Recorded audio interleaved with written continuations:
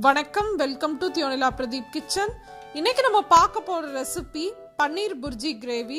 நம்ம ஏற்கனவே சப்பாத்திக்கு ரொம்ப சுலபமா பண்ணக்கூடிய நிறைய கிரேவி வெரைட்டிஸ்லாம் பார்த்திருக்கோம். அந்த வகையில இந்த கிரேவி பண்றதுக்கும் ஒரு 10 நிமிஷம் தாங்க ஆகும். அவ்வளோ ஈஸியா பண்ணக்கூடிய ரெசிபி. இப்போ இந்த ரெசிபி எப்படி பண்றதுன்னு பார்க்கலாம். இந்த பன்னீர் புர்ஜி கிரேவி பண்றதுக்கு ஒரு பேன்ல 1 டேபிள் ஸ்பூன் அளவு வெண்ணெயை உருக்கிக்கலாம். அதுல ஒரு 1/4 டீஸ்பூன் அளவு சீரகம் சேர்த்து தாளிச்சுக்கோங்க. சீரகம் பொரிஞ்சதுக்கு அப்புறமா அதுல ஒரு பெரிய வெங்காயத்தை சேர்த்துக்கலாம். மீடியம் சைஸ் பெரிய வெங்காயத்தை பொடியா நறுக்கி சேர்த்துக்கோங்க.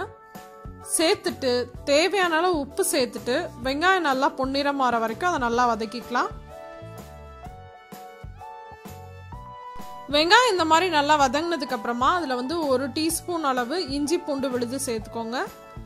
சேர்த்துட்டு இஞ்சி பூண்டு விழுதோட பச்சை வாசனை போற அளவுக்கு அதை வதக்கிக்கலாம். இஞ்சி பூண்டு விழுதோட பச்சை வாசனை போனதுக்கு அப்புறமா அதுல நம்ம மசாலா பொருட்கள் எல்லாம் சேர்த்துக்கலாம்.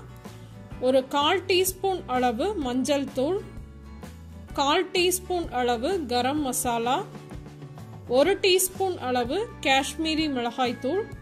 இது காரம் கொஞ்சம் கம்மியாக தான் இருக்கும். உங்களுக்கு வேணும்னா இன்னும் கொஞ்சம் எக்ஸ்ட்ரா சேர்த்துக்கோங்க.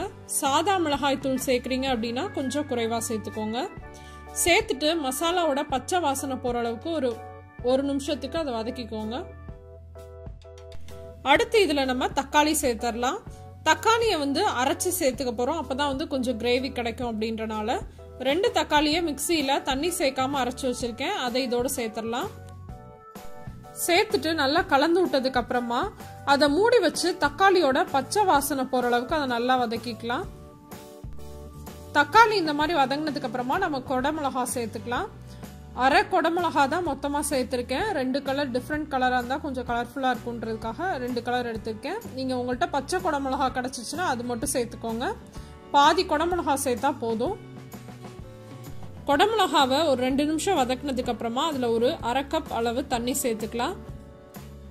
தண்ணி சேர்த்துட்டு நான் இதில் பன்னீரை துருவி வச்சிருக்கேன், அதை சேர்த்துக்கலாம். உங்களால் கையாலே உதுக்க முடிஞ்சிச்சு அப்படின்னா நீங்கள் கையில் உதுத்து கூட சேர்த்துக்கலாம். அப்படி இல்லைன்னா கேரட் துருவி சேர்த்துக்கலாம். ஒரு 150 கிராம் அளவு பன்னீரை துருவி சேர்த்துக்கோங்க.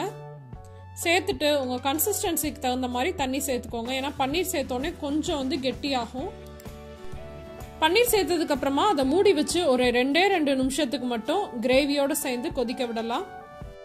இப்போ கிரேவி நல்லா கொதிச்சிருச்சு. இப்போ டேஸ்ட் பார்த்துட்டு உங்களுக்கு உப்பு வேணும்னா சேர்த்துக்கோங்க. அப்புறம் உங்களுக்கு காரம் கம்மியாக இருந்துச்சு அப்படின்னா கொஞ்சமாக மிளகுத்தூள் கூட சேர்த்துக்கலாம். அப்புறம் கடைசியாக கசூரி மேத்தி சேர்த்துட்டு நம்ம ஸ்டவ் ஆஃப் பண்ணிடலாம். இந்த கசூரி மேத்தியை வீட்டிலே எப்படி பண்ணுறது அப்படின்னு நான் ஒரு வீடியோ போட்டிருந்தேன். லிங்க் டிஸ்கிரிப்ஷன் பாக்ஸில் கொடுத்துருக்கேன், பார்த்துக்கோங்க. அவ்வளோதான், ரொம்ப சுலபமாக பண்ணக்கூடிய பன்னீர் புர்ஜி கிரேவி ரெடி ஆயிடுச்சு. சப்பாத்தி கூட இது ரொம்ப நல்ல காம்பினேஷன். கண்டிப்பாக ட்ரை பண்ணி பாருங்க. ட்ரை பண்ணி பார்த்துட்டு எப்படி இருந்துச்சு அப்படின்ற உங்கள் கமெண்ட்ஸ் அண்ட் ஃபீட்பேக்ஸை மறக்காமல் என் கூட ஷேர் பண்ணிக்கோங்க. இந்த வீடியோ பிடிச்சிருந்துச்சுன்னா லைக் பண்ணுங்க, உங்கள் ஃப்ரெண்ட்ஸ் கூட ஷேர் பண்ணுங்க. இன்னொரு இன்ட்ரெஸ்டிங்கான வீடியோவோட உங்கள் எல்லாரையும் சந்திக்கிறேன். அதுவரை உங்களிடமிருந்து விடைபெறுவது உங்கள் தியோனிலா பிரதீப். தேங்க்யூ.